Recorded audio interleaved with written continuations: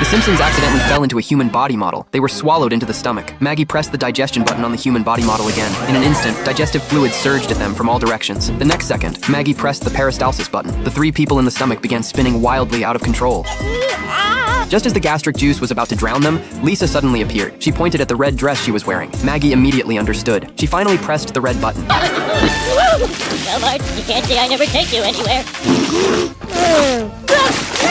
The family returned home safe and sound. Why were they standing inside the human body model at the museum? All of this has to start with Lisa running away from home. That day, Maggie took an IQ test. Her intelligence score was actually as high as 167, a full 8 points higher than Lisa's. Lisa instantly fell into self-doubt. Seeing this, Marge came forward to comfort her. She said Lisa could be #1 in different fields. So Lisa dressed herself up as a rebellious goth. She tried to get other people's attention, but apart from Millhouse, nobody cared at all. Back home, Maggie went to play a word recognition game with Lisa. Lisa picked the most difficult word, which means a person in their 80s or 90s. Maggie pointed at Grandpa. Lisa's jealousy struck again. She deliberately said it was wrong. So Maggie pointed at the dog instead. This scene happened to be seen by Marge. She was very disappointed in Lisa. Lisa had actually deliberately misled her sister out of jealousy. Lisa shed tears of shame. That night, she had a nightmare. Fine, but I love you.